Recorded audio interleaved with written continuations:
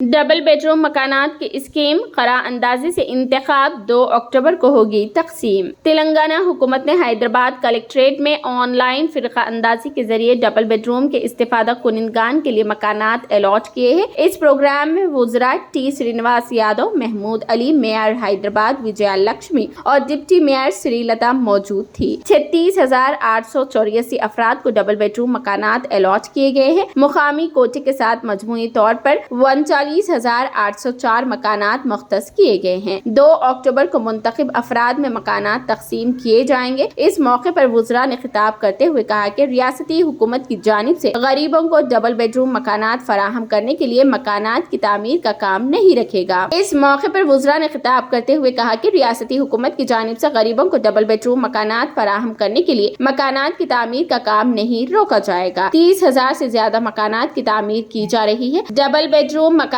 کی تعمیر کے لیے 9,600 کروڑ روپے خرچ کیے جائیں گے۔ انہوں نے کہا کہ وزیر اعلیٰ KCR کا ماننا ہے کہ ریاست میں ہر ایک کے پاس اپنی ذاتی جائیداد ہونی چاہیے۔